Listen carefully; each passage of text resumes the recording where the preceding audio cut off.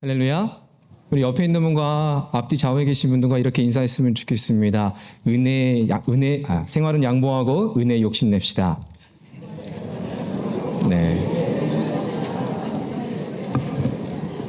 우리 반대분에게 한번 해보시겠습니까? 우리 생활은 양보하고 은혜 욕심냅시다. 네, 우리 삶 속에서 은혜의 욕심을 내시는 여러분의 삶이 되기를 바랍니다. 우리의 아무 공로 없습니다. 오늘 찬양대의 찬양이 너무나도 은혜로운데요. 우리는 우리의 공로로 살아가는 것이 아니라 은혜로 살아가는 줄로 믿습니다. 그래서 날마다 여러분의 삶에서 은혜의 욕심 내어서 천국을 침노하는 저와 여러분 되기를 주님으로 축복합니다. 여러분 꿈 꾸십니까? 네. 어떤 사람은 꿈을 잘 꾸고 어떤 사람은 전혀 꿈을 꾸지 않는다고 이야기를 합니다. 저는 참 꿈을 많이 꾸는 것 같아요. 근데 기억은 나지 않습니다. 네. 그런데 기억나는 꿈 중에 몇 가지가 있는데 그 중에 한 가지가 어느 날 갑자기 제가 어학원을 다니고 있는 거예요. 네. 왜 그럴까요? 어쩌면 이 땅에 살면서 영어라는 이 부담감 때문에 어학원에서 영어를 공부하는 그런 꿈을 꾸지 않았나 싶습니다. 여러분 정말 진짜 현실과도 같은 그런 꿈을 꿔보신 적 있으십니까? 제가 이런 질문을 하는 것은 2000년대 초반에 나왔던 영화에 나오는 그 대사 중에 한 장면입니다. 매트릭스라는 영화예요. 보신 분들도 있으실 것 같은데요. 그 1편이죠. 굉장히 센세이션을 일으켰던 영화입니다. 이 영화를 보게 되면 굉장히 기독교적 용어가 많이 나와요. 익숙한 단어가 많이 나옵니다. 시온이라는 단어, 노예, 구원, 이런 익숙한 단어들이 많이 나옵니다. 그리고 구원을 위해서 이 선택받은 자, 마치 메시아가 등장해서 노예로 붙잡혀 있는 이 인간을 구원한다라는 그런 세계관을 가지고 있어요. 자칫 잘못하면 야 이건 기독교적인 영화야, 정말 은혜로운 영화야 라고 할 수 있는데 전혀 그렇지 않습니다. 그 영화를 보게 되면 굉장히 다양한 철학 사상들을 짬뽕해 놔 있습니다. 어떻게 보면은 이게 참 구원을 이야기하는 영화인 것처럼 보이지만 전혀 그렇지 않다라는 것이죠. 하지만 그 영화의 일부를 보게 되면 그 주인공 네오라는 사람이 있습니다. 그가 선택을 받아요. 선택을 받은 자로서 인류를 구원해냅니다. 어떤 인류를 구원해내냐면 기계에 잡혀있는, 어쩌면 저와 여러분이 이 스마트폰에 잡혀있는 우리의 삶을 구원해내듯이 너가 이들을 구원해내야 되는 선택받은 자야 라고 이야기를 합니다. 그런데 이 영화에서 이야기하는 것 중에 하나가 뭐냐면 지금 우리가 살아가고 있는 이 현실이 진짜인지 아니면 또 다른 진실된 세계가 있는지에 대한 구분이 잘 안 가게 된다는 거예요. 그러면서 우리의 뇌를 속이고 있다. 이 세상이, 이 기계가 우리가 살고 있는 이 현실을 속이고 있다. 우리는 기계의 노예로 살아가고 있다라는 것이죠. 쉽게 말해서 지금 우리가 살아가는 이 현실이 가짜라고 말하는 것입니다. 또 다른 진실이 있다. 이 진실을 위해서 네가 선택받았고 이 진실을 위해 너가 이 사람들을 구원해내야 된다라는 내용의 영화이죠. 꿈이 현실인지 아니면 현실이 우리가 꾸는 꿈인지를 생각해 보라는 것이죠. 동양 철학자인 이 장자가 이런 말을 했어요. 내가 나비인데 지금 인간이 되어서 꿈을 꾸고 있는 것인지 아니면 내가 인간인데 지금 나비 되는 꿈을 꾸고 있는 것인지 잘 모르겠다. 이런 말을 했습니다. 만약 여러분의 삶 속에서 지금의 이 삶이 꿈이라고 한다면 여러분 어떠시겠습니까? 빨리 깨고 싶으십니까? 아니면 좀 더 이 꿈 가운데 계시고 싶으십니까? 어쩌면 힘든 시기를 보내고 어려운 시기를 보내고 있는 자라고 한다면 이 순간이 빨리 지나기를 바랄 것입니다. 제발 꿈이기를 바라면서 이런 현실을 부정하게 되겠죠. 왜? 고통스러우니까, 힘드니까, 어려우니까, 더 이상 아픔을 겪고 싶지 않으니까 그럴 것입니다. 반대로 지금 너무나도 행복합니다. 너무나도 좋습니다. 그럼 어떨까요? 이것이 영원하기를 바란 마음이 있을 것입니다. 여러분 인생을 사시면서 현실을 부정할 때가 있으셨습니까? 빨리 바라기를, 빨리 지나가기를 바라셨던 적은 없으셨습니까? 그런 시기가 없으면 참 좋겠죠. 하지만 우리의 인생에 있어서 평탄은 없는 것 같습니다. 굴곡진 인생을 살아가는 것이죠. 이민자로서의 삶이 또 그렇습니다. 여전히 우리는 그 굴곡 앞에 놓여 있습니다. 이것은 믿음으로 사는 인생도 똑같습니다. 우리가 믿음을 갖고 살아간다라는 것, 복음을 가지고 나아간다라는 것은 평탄한 인생이 아닙니다. 하지만 평탄하진 않지만 형통한 삶을 살 수 있습니다. 왜요? 하나님 때문에 그렇죠. 믿음으로 사는 삶에도 시련이 있고 역경이 있고 고난이 있고 어려움이 있습니다. 심지어 핍박까지 있을 때가 있습니다. 그런데 믿음으로 사는 인생이 겪는 시련과 고난, 어려움, 그리고 믿음이 없이 사는 인생이 겪는 시련과 고난, 어려움, 이 두 개는 굉장히 큰 차이가 있습니다. 똑같은 상황, 동일하게 겪는 시련과 고난임에도 불구하고 다르게 받아들이게 됩니다. 다르게 생각하게 된다는 것이죠. 왜 다르게 생각하고 다르게 인식할까요? 그것을 바라보는 시각이 다르기 때문에 그렇습니다. 믿음으로 바라볼 때의 그 어려움과 고난은 더 이상 어려움과 고난이 될 수 없습니다. 그러나 믿음이 없이 겪는 그 고난과 어려움은 굉장히 힘들어지게 되는 것이죠. 즉 다시 말해서 무엇이 가상인지 무엇이 실제인지 그 안에서 어떤 것이 숨겨져 있는지 그 숨겨진 진실을 찾거나 찾을 수 없을 때 참 우리는 어려워진다라는 것이죠. 다른 시각을 가질 수밖에 없게 되는 것입니다.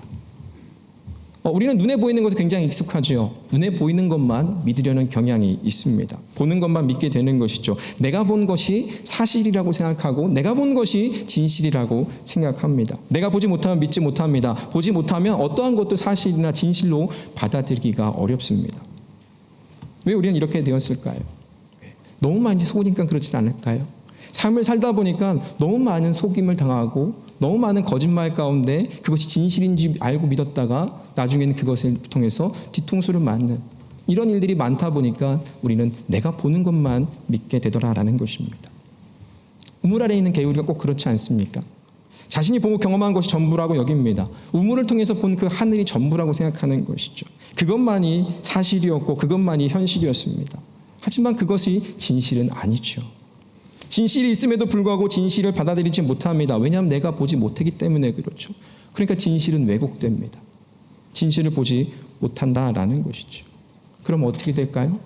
네, 그냥 가짜가 되어버리는 것입니다. 또 문제는 또 있습니다.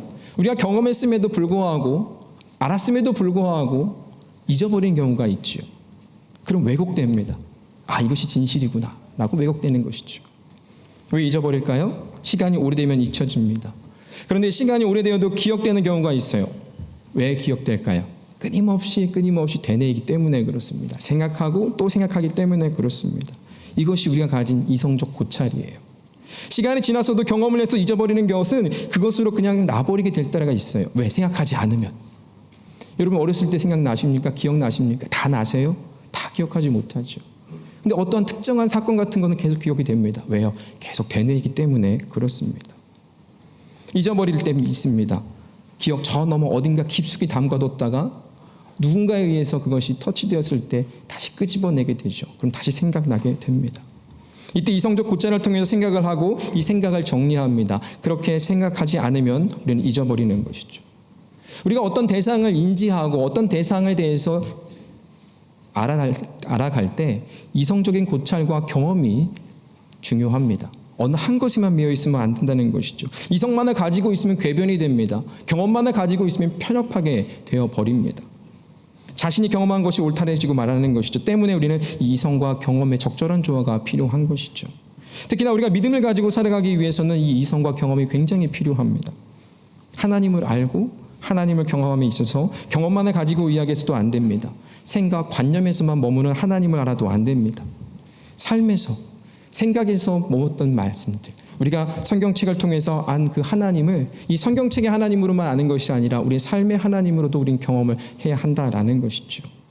그렇지 않으면 하나님을 관념적으로, 하나님을 편협하게, 하나님을 내 생각과 내 뜻대로 좌지우지하려고 하는 종교인이 될 수밖에 없는 것입니다. 우린 날마다 하나님을 아는 지혜가, 하나님을 아는 지식이 더해져야 됩니다. 그렇지 않으면 하나님을 망각해버릴 수 있기 때문에 그렇습니다. 매일매일 하나님을 알아가는 것, 그것은 하나님을 경험하는 것이라 똑같습니다. 그래야 왜 내가 사는 이 삶 속에서 이런 상황과 환경을 나에게 주시는지를 알게 된다는 거예요. 이 상황과 현실을 살게 하시는지, 그 속에서 내가 발견해야 할 진리는 무엇인지, 하나님께서 우리에게 주시고자 하시는 것이 무엇인지 우리는 깨닫게 되는 것입니다. 오늘 본 말씀은 이스라엘 백성이 애굽에서 탈출해서 이제 약속의 땅 가나안으로 담대히 나아가는 그 여정의 첫걸음입니다. 이들이 담대히 나아갈 수 있었던 것은 무엇이었을까요? 하나님이 능력에 의해서 출애굽할 수 있었습니다.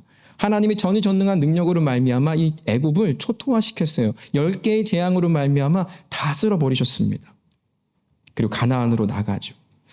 그런데 그들이 오늘 말씀을 보니까 두려워했다 기록하고 있습니다. 무엇이 그들을 두렵게 했을까요? 네, 뒤에서 추격하고 있는 자신들을 쫓아오는 애굽의 군대가 있고요. 근데 앞으로 나아가자니 앞에는 뭐가 막혀 있습니까? 홍해가 막혀 있습니다. 오도 가도 못하는 그런 진퇴양난에 놓여 있습니다. 담대히 나아갔던 그들이 오도 가도 못하는 그런 상황 속에서 두려워하고 있는 것이죠. 하나님의 능력으로 그들이 출애굽했지만 그들이 놓여있는 어려움으로 말미암아 두려워합니다. 그리고 그들이 한 것은 무엇이었을까요? 그들이 여호와께 부르짖는다라고 말씀합니다. 9절에 보니까 그들이 여호와께 부르짖었다라고 말했습니다. 그러면 그 다음 장에 나와야 되는 말씀이 뭐여야 될까요? 하나님 우리를 도와주십시오. 우리를 구원해 주십시오. 하나님께 매달리고 하나님을 의지해야 되지 않습니까? 그것이 어떻게 보면 정상적인 구원을 경험한 자들의 모습일 것입니다. 그런데 그들은 그렇게 하지 아니하였습니다.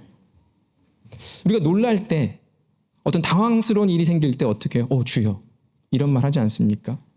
마치 이런 거죠. 이스라엘 백성들이 놓여진 이 상황과 환경 속에서 원망과 불만이 섞여서 부르짖는 것이.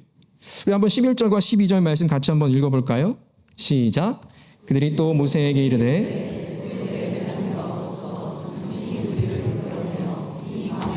죽게 하느냐? 어찌하여 당신이 우리를 애굽에서 이끌어내어 우리에게 이같이 하느냐? 우리가 애굽에서 당신에게 이른 말이 이것이 아니냐? 이르기를 우리를 내버려 두라. 우리가 애굽 사람을 섬길 것이라 하지 아니하더냐? 애굽 사람을 섬기는 것이 광야에서 죽는 것보다 낫겠노라. 어떻습니까? 하나님 도와주세요라고 하나님께 매달리는 것이 아니라 원망하고 있는 것입니다. 야, 우리가 지금 죽게 되었다. 야, 우리 애굽에 매장지가 없어서 이 광야에서 죽게 하느냐?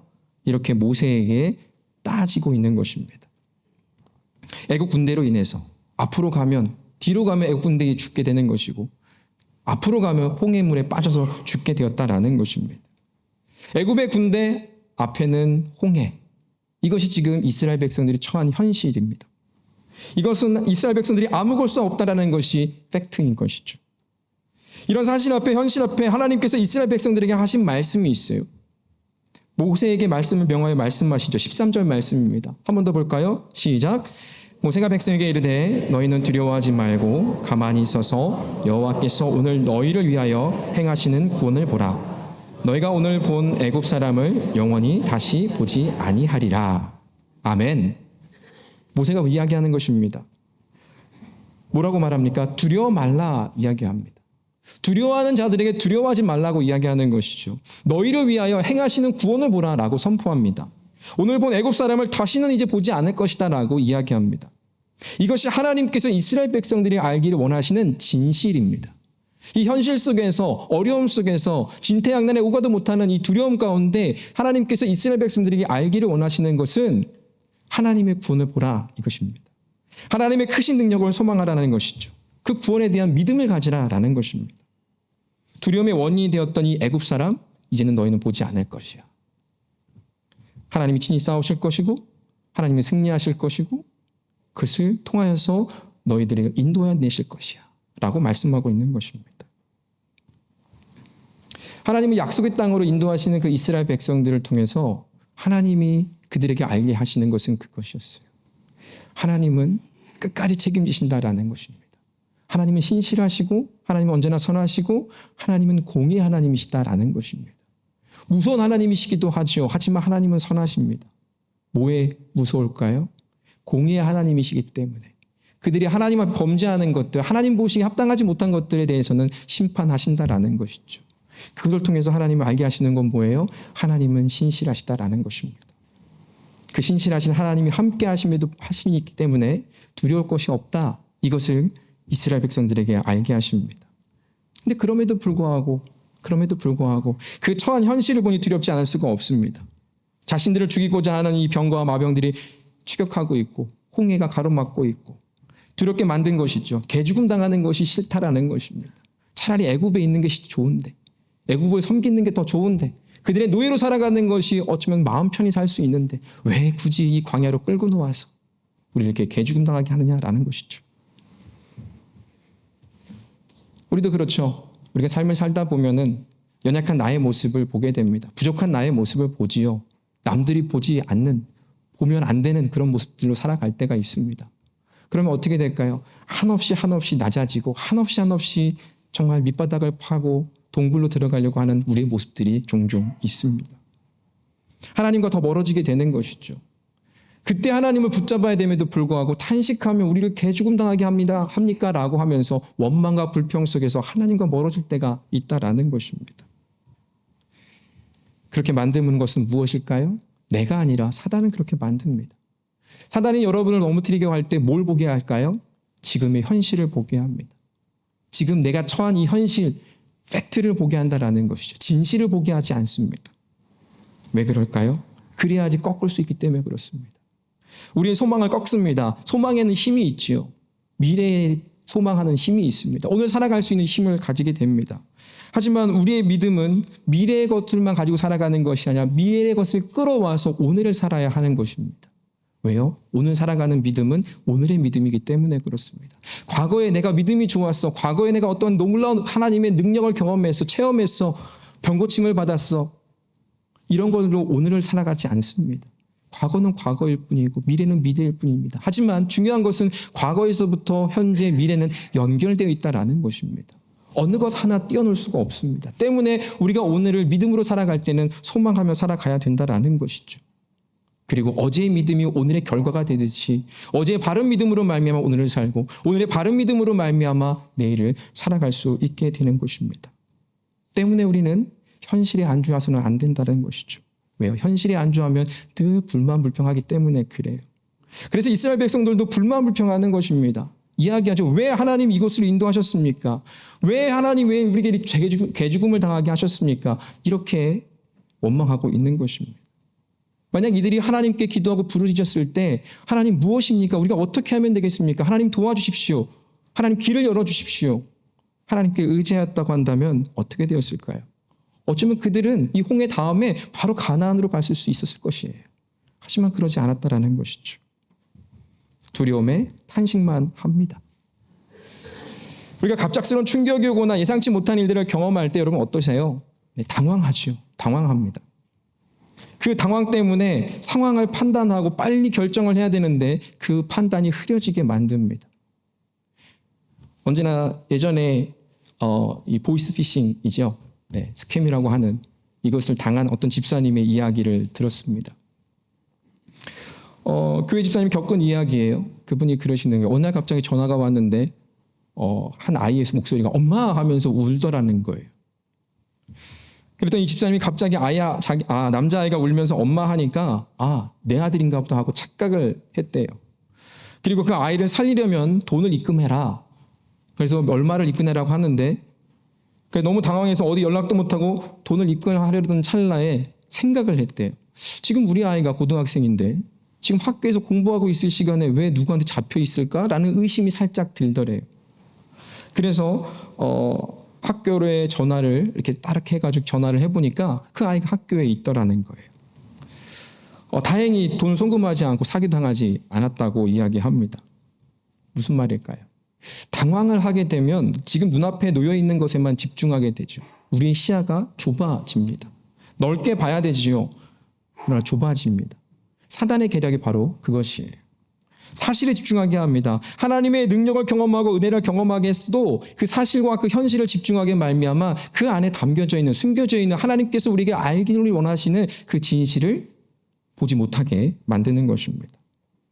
하나님을 신뢰하지 못하게 합니다. 또다시 자신의 힘 앞에 자신의 한계 앞에 무너지게 만드는 것이죠. 그럼 이야기하죠. 스스로. 어떻게 하지? 내가 잘할 수 있을까? 할 수 있을까? 힘들 것 같아. 할 수 없어. 이렇게 하나님께 도우심을 우리는 구해야 됨에도 불구하고 스스로 할 수 없음을 이야기하고 포기해버린다라는 것입니다. 사랑하는 여러분, 우리가 보아야 할 것은 무엇일까요? 여러분의 삶의 현실에서 진실을 바라보시기를 바랍니다. 그 진실을 바라보지 못하면, 그 진리를 바라보지 못하면 사단의 계략에 빠지기에 쉽습니다. 원래 이스라엘 백성들이 출애굽을 하고 가나안에 가는 여정 속에서 가장 빠른 길은 무엇일까요? 이 광야로 갈 필요가 없어요. 굳이 그 밑으로 내려가지 않아도 됩니다. 그 위로 해서 바로 올라가면은 7일도 안 돼서 3, 4일이면 충분히 도달할 수 있는 거리였습니다. 그런데 하나님은 이스라엘을 그 빠른 길로 인도하지 않으셨습니다. 도리어 광야길로 인도하셨습니다. 이유는 무엇일까요? 그 이스라엘 백성들로 하여금 하나님의 구원이 무엇인지, 하나님의 구원을 통해서 그들이 알게 되는 하나님의 진실은 무엇인지 보여주시기 위함인 것입니다. 하나님 이스라엘 백성들에게 진실을 보여주시기 위해서요. 하나님의 뜻을 발견하기를 원했습니다. 하나님께서 이스라엘을 광야로 인도하신 것은 그들을 막다른 길로 몰아놓고 그들에게 고통과 시련을 주기 위해서가 절대로 아닙니다. 그런 현실과 사실 속에서 그들이 바라봐야 할 것, 하나님은 구원하시고 하나님 그들을 인도하시고 선하게 역사하시는 그 구원을 보라는 것입니다. 인간이 할 수 없다고 자신의 무력함을 인정할 때 그때 비로소 강하신 하나님의 손으로 그들을 이끄신 것입니다. 저도에도 말씀을 드렸죠. 하나님은 언제나 선하십니다. 신실하신 하나님이십니다. 비록 사망의 음침한 골짜기로 인도할지라도 하나님은 반드시 나아갈 길을 여시고 그 길을 만드십니다. 오늘 15절, 16절 말씀은 안 읽었는데요. 같이 한번 말씀을 한번 읽어볼까요? 시작.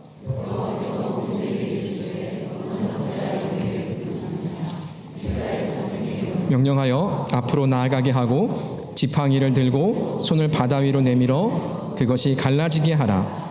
이스라엘 자손이 바다 가운데서 마른 땅으로 행하리라. 아멘. 나아갈 길을 만드시는 하나님이세요.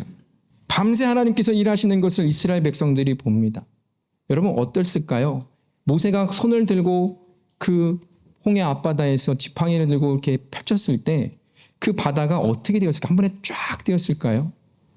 성경에 보니까요, 밤새 21절을 보게 되면 큰 동풍이 밤새도록 바닷물을 물러가게 했다라는 거예요. 한 번에 쫙 한 것이 아니라 밤새 그것이 조금씩 그 물을 옆으로 밀고 벽을 만들고, 혹시 십계를 보셨습니까? 십계처럼 그렇게 쫙 마른 땅을 만드신 것입니다. 없던 길이 생겨난 것이죠. 바닷길이 생긴 것입니다. 막혀있던 곳에서 길이 생겨난 것이죠. 하나님은 그렇게 하실 수 있는 하나님이세요. 전혀 답이 없어 보이는 것 같지만 언제나 답을 가지고 계신 분이세요. 언제나 답은 하나님께 있습니다. 즉 하나님이 우리의 답인 것입니다. 그럼 이때 필요한 것이 무엇일까요? 믿음입니다. 하나님이 역사하시고 도우시고 인도하시고 구원하실 것이란 그 확신에 찬 그 믿음, 그것이 우리에게 필요합니다. 두려움이 있고 어려움이 있고 고난과 고통이 있고 핍박이 있을 때 왜 이런 삶을 나에게 살게 하십니까? 라고 원망하기보다는 그래 하나님 분명히 이 가운데 내게 주시는 말씀, 내게 주시는 그 진리가 있고 내가 깨닫기 바라는 어떤 무언가가 있다라는 그 믿음을 가지고 나아가야 하는 것입니다. 꽉 막혀 있지만 길이 없어 보이지만 하나님은 길을 만드십니다. 길이 없는 이 현실, 답이 없는 이 삶 속에서 하나님은 진실이 무엇인지 보게 하십니다. 하나님의 뜻을 발견하게 하시죠. 이것을 믿고 기다리고 오늘의 삶에서 인내하는 삶, 그것이 우리의 믿음이 되어야 하겠습니다. 우리는 현실을 살아가고 있죠. 눈에 보이는 사실에 눈속임을 당할 수밖에 없습니다. 매일매일 분주하고 치열하게 바쁜 삶을 살아갑니다. 때문에 사단은 계속해서 우리에게 눈속임을 합니다. 현실에 매여있게 하는 것이죠. 어떤 것도 할 수 없게 합니다. 하지만 우리는 믿음으로 말미암아 이 믿음의 눈을 가지고 이 현실에서 어두운 현실, 힘들고 바쁘고 정말 정신없는 이 현실에서 진실을 발견하시기를 바랍니다. 하나님의 은혜를 보고 구원하심을 보고 선하게 인도하심을 믿으시기를 바랍니다. 힘들고 어려울 때 원망 섞인 탄식이 섞인 부르짖음이 아니라 하나님 도와주십시오. 하나님 이길 수 있는 힘을 주십시오. 지혜를 주십시오. 능력을 주십시오. 성령 충만함을 구하는 여러분이 되시기를 간절히 바랍니다. 기도하시기 바랍니다. 어려울수록 마음에 정말 화가 날수록 기도하시기 바랍니다. 하나님을 향한 구원과 도움, 인도하심, 승리케 하심을 위해서 기도하시기 바랍니다.